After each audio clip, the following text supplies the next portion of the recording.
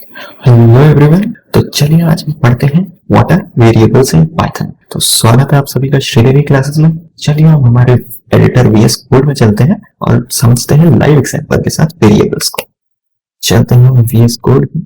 तो यहाँ पे सबसे पहली चीज जो मैं आपको बताना चाहूंगा, जो आपको पता भी होनी चाहिए, वेरिएबल्स को समझने से पहले पाइथन में हर एक डेटा आइटम को ऑब्जेक्ट बोलते हैं। मतलब चाहे वो कैसा भी डेटा आइटम हो, किसी भी तरीके का डेटा हो, पाइथन इंटरप्रेटर उसको एज एन ऑब्जेक्ट ट्रीट करे। ये बहुत इंपॉर्टेंट है समझने के लिए वेरिएबल्स क्या हो। तो आप समझते हैं कि वेरिएबल्स क्या हो। वेरिएबल्स जो ऑब्जेक्ट है, कोई भी डेटा आइटम हो उसके साथ एक नेम को अटैच करना, उस नेम को हम वेरिएबल बोलेंगे। बेसिकली वेरिएबल क्या हुआ, किसी भी ऑब्जेक्ट को पॉइंट या रेफर करने के लिए जो नाम देते हैं हम अपनी कन्वीनियंस के लिए, उसे वेरिएबल्स बोलते हैं। समझते हैं कि वेरिएबल्स का असाइनमेंट कैसे होता है लाइव एग्जांपल से। तो मैं इधर लिखता हूँ n इक्वल्स टू 5। इस लाइन को पाइथन का इंटरप्रेटर कैसे एग्जीक्यूट करेगा?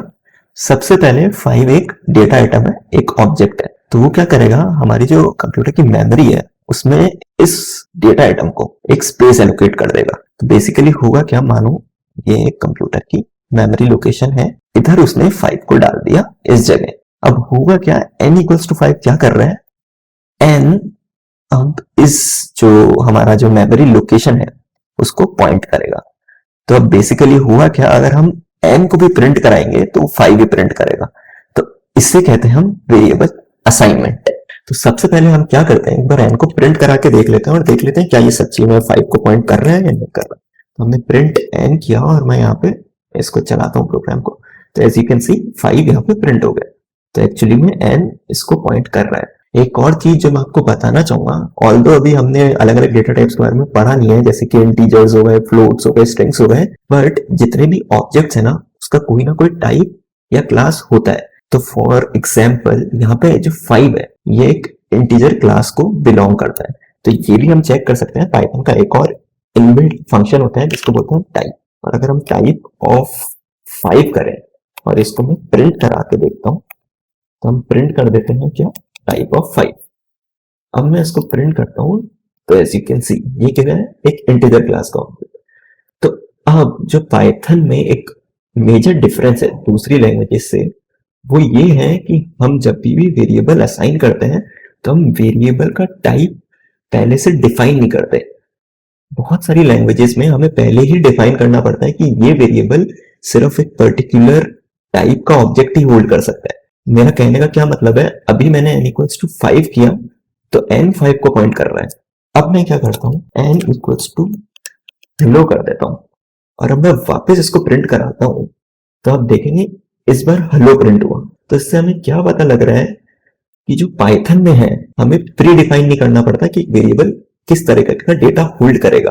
तो ये बहुत मेजर डिफरेंस है दूसरी लैंग्वेजेस से, इसलिए हम पाइथन को बोलते हैं ये एक डायनेमिकली टाइप्ड लैंग्वेज है, स्टैटिकली टाइप्ड नहीं है। और तीसरी चीज अब हम डिस्कस करते हैं वेरिएबल्स के बारे में। तो अब मान लीजिए मैं हटा देता हूँ एक बार, n इक्वल्स टू हेलो है, अब मैं n इक्वल्स टू 500 कर देता हूँ और वापस में प्रिंट, ये भी लाइन हटा देते हैं।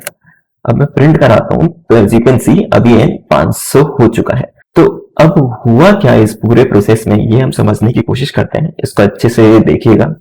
तो सबसे पहले इधर एक ऑब्जेक्ट था हेलो, हेलो इसको पॉइंट कर रहा था n। अब हमने क्या किया, यही n को एक और ऑब्जेक्ट बनाया 500। अब ये n इधर नहीं पॉइंट कर रहा है, ये n कर रहा है इधर पॉइंट। तो अब इस हेलो का क्या होगा, तो पाइथन का इंटरप्रेटर बहुत स्मार्ट है, उसको ये चीज जैसे ही पता लगेगी कि ये जो ऑब्जेक्ट मैंने बनाया था और जो मेमोरी लोकेशन इसको एलोकेट करी थी, अब इसको कोई भी वेरिएबल पॉइंट नहीं कर रहा है, इसका कोई भी रेफरेंस नहीं है, ये सिर्फ एक मेमोरी स्पेस लेके बैठा है, बट इसका कोई यूज नहीं आ रहा पूरे प्रोग्राम में। तो ऑटोमेटिकली ये स्पेस क्लियर हो जाती है मेमोरी से और अब इसी स्पेस पे बाद में कोई और ऑब्जेक्ट आ सकता। तो इसे हम, इस पूरे प्रोसेस को हम क्या कहते हैं, गार्बेज कलेक्शन। अब चौथी चीज जो मैं आपको वेरिएबल्स के बारे में बताना चाहूंगा कि हर एक वेरिएबल जो है वो एक पर्टिकुलर ऑब्जेक्ट को पॉइंट कर रहा है, ठीक है। पर जितने भी ऑब्जेक्ट्स हैं, जितने भी अलग अलग ऑब्जेक्ट्स हैं, उन सबका एक यूनिक आइडेंटिफायर होता है। कभी भी दो ऑब्जेक्ट्स का सेम आइडेंटिफायर नहीं होता। मतलब किसी ऑब्जेक्ट को, अगर मैं एग्जांपल के साथ बताता हूँ, जैसे अभी 5 को पॉइंट करा हुआ है, ठीक है, 5 को n ने पॉइंट किया हुआ है। अब मैं एक नया ऑब्जेक्ट बनाऊंगा, मान लो 100, तो उसको एक नई मेमोरी लोकेशन मिलेगी, तो उसका आइडेंटिफायर भी नया होगा। कभी भी ऐसा नहीं होगा कि जो 5 का जो आइडेंटिफायर था वो ही इसका आइडेंटिफायर हो जाएगा। इस तरीके से पाइथन अलग अलग ऑब्जेक्ट्स को डिस्टिंग्विश करता है मेमोरी में। ये भी हम देख लेते हैं। एक पाइथन का इनबिल्ट फंक्शन ही होता है जिससे हम आईडी प्रिंट कर सकते हैं हर एक ऑब्जेक्ट्स की। तो मैं क्या करता हूँ, पहले तो एक नया वेरिएबल बनाते हैं, m इक्वल्स टू 1000 कर देते हैं। तो अब क्या करते हैं हम, आईडी करके एक इनबिल्ट फंक्शन है, हम प्रिंट करते हैं आईडी ऑफ n और प्रिंट करेंगे आईडी ऑफ m। दोनों को प्रिंट करते हैं और देखते हैं क्या होता है। तो एज यू कैन सी ये दोनों आईडी अलग अलग है। तो हर बार ऑब्जेक्ट का एक यूनिक आइडेंटिफायर होता है और कभी भी दो ऑब्जेक्ट का सेम आइडेंटिफायर नहीं हो सकता। अब एक और चीज मैं आपको बताना चाहूंगा, अगर मैं कर देता हूं a इक्वल्स टू m, अब ये लाइन क्या कर रही है, ये लाइन क्या करेगी, अभी मेरे को पता है कि ये 1000 है, इसको पॉइंट कर रहा था m, अब मैंने कर दिया a इक्वल्स टू m, तो अब a भी इसको ही पॉइंट करेगा। और ये चीज हम देख लेते हैं प्रूफ के साथ। हम क्या करते हैं, a की भी आईडी प्रिंट कर लेते हैं और देखते हैं क्या a और m की आईडी सेम है। तो हम करके देखते हैं, इधर मैं m की जगह a प्रिंट कराता हूं। एज यू कैन सी दोनों की आईडी एग्जैक्टली सेम है। तो ये भी एक बहुत ही इंपॉर्टेंट चीज है जो आपको पता होनी चाहिए कि अगर हम ऐसे करते हैं तो एक नया ऑब्जेक्ट नहीं बन रहा है, इस बार एक नई मेमोरी स्पेस नहीं जा रही है, उसी मेमोरी स्पेस को एलोकेट कर रहा है। तो पाइथन इस मामले में भी काफी स्मार्ट है। अब पांचवी और आखिरी चीज जो मैं आपको बताना चाहूंगा, जो कि बहुत ज्यादा इंपॉर्टेंट है, वो है नेमिंग कन्वेंशन। वेरिएबल्स को नेम कैसे करते हैं। अभी मैंने एन एम ए कुछ भी नाम दे दिया है, इनका कोई भी सेंस नहीं बन रहा है। अभी तो ये कोड 3 लाइन का है, तो आपको दिख रहा है कि एन 500 को असाइंड है, एम 1000 को पॉइंट कर रहा है। बट अगर यही कोड अगर 1000 लाइन का होता और मैं 1000वीं लाइन पे प्रिंट एम कर रहा होता, तो कोई दूसरा अगर आपके कोड को देखता तो ना उसको समझ में आता, और कहीं आप 1 महीने बाद अपना कोड खोलते तो आप भी भूल जाते कि यार ये एन एम किस किस को पॉइंट कर रहे थे। तो इसलिए हमेशा वेरिएबल्स का नेम ऐसा होना चाहिए जो उस डेटा आइटम या ऑब्जेक्ट को रिप्रेजेंट करे, उसे समझाए कि वो क्या था। 3 तरीके के नेमिंग कन्वेंशन होते हैं। पहले तो लैंग्वेजेस में जो पॉपुलर हैं वो मैं आपको बताता हूँ। सबसे पहला होता है कैमल केस। तो कैमल केस कैसे लिखते हैं मैं बताता हूँ। कैमल केस, जस्ट ये एक वेरिएबल बना है। अभी आपने नोटिस किया होगा कैमल केस में, मैंने उसको ऐसे कर देता हूँ कैमल। इसमें हुआ क्या, मैंने जो अपना वेरिएबल का नाम स्टार्ट किया वो किया एक स्मॉल लेटर से, और उसके बाद जो भी वर्ड आता है उसको करते हैं हम कैपिटल लेटर से। तो अगर ये इसको मैं लिखूंगा कैमल केस वेरिएबल, अगर मैं ऐसा वेरिएबल का नाम देना चाहूं तो वेरिएबल भी कैपिटल में आएगा। This is camel case variable, ठीक है। दूसरा कन्वेंशन होता है पास्कल केस। उसमें क्या होता है, दोनों ही मतलब कैपिटल से स्टार्ट करते हैं और कैपिटल से ही दूसरे को स्टार्ट करते हैं। व्हाट डू आई मीन, जितने भी वर्ड्स आएंगे सारे कैपिटल से चालू होंगे।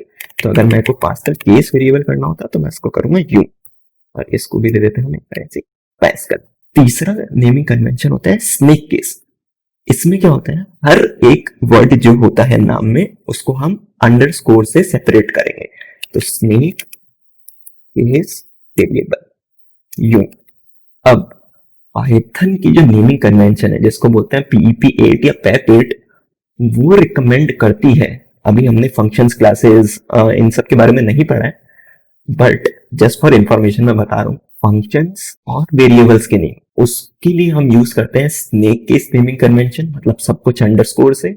और जो क्लासेस के नेम होते हैं उसके लिए हम यूज करते हैं पास्कल केस वेरिएबल, मतलब ये जो पास्कल केस नेमिंग कन्वेंशन है सारे कैपिटल से। एक आखिरी चीज जो मैं और बताना चाहूंगा कि हमने ये तो पढ़ लिया कि वेरिएबल्स की क्या क्या नेमिंग कन्वेंशंस हैं, थोड़े से ऐसे वर्ड्स हैं जिन्हें हम कीवर्ड्स बोलते हैं, वो रिजर्व्ड वर्ड्स हैं, उनको हम एज एन आइडेंटिफायर या वेरिएबल की तरह नहीं यूज कर सकते। तो as of Python 3 I think 33 reserve words हैं जिनको हम नहीं यूज कर सकते, तो हम उसकी भी लिस्ट प्रिंट कर सकते हैं। पाइथन में एक और मेथड है जिसको हम कहते हैं हेल्प, और हेल्प में अगर हम कीवर्ड्स दे दें, अगर कीवर्ड्स पास कर दें और मैं इसको प्रिंट कराऊंगा, तो ये जितने भी हैं, तो एज यू कैन सी, इसको थोड़ा सा बड़ा कर देते हैं, ये here is a list of Python keywords. तो ये सारे जो वर्ड्स हैं इसको हम एज अ वेरिएबल नहीं यूज कर सकते। तो मैं एग्जांपल के साथ दिखा देता हूँ। अगर मैं यूज करने का चाहूँ, जैसे मान लो हम यूज करते हैं एज, अगर मैं एज को एज अ वेरिएबल यूज करूंगा, एज इज इक्वल्स टू 4, देखो यहाँ पे रेड लाइन आ गई है और अनएक्सपेक्टेड टोकन आ गया है, इसने खुद ही बता दिया VS कोड ने, बट मैं इसको एग्जीक्यूट कर देता हूँ और देख लेना कि एरर आ जाएगा एक। तो यहाँ पे एरर दे दिया एज इक्वल्स टू 4 पे, सिंटेक्स एरर आ गया, इनवैलिड सिंटेक्स। तो ये सारे रिजर्व कीवर्ड्स हैं, ये भी आप ध्यान रखिएगा कि इन्हें एज अ वेरिएबल नेम नहीं यूज कर सकते। तो आई होप ये वीडियो आपके लिए इंफॉर्मेटिव रहा हो, और अगर रहा है तो please do not forget to like, share and subscribe, और बेल आइकन को दबाना मत भूलिएगा, क्योंकि आने वाली वीडियो के नोटिफिकेशन उसी से ही आते हैं।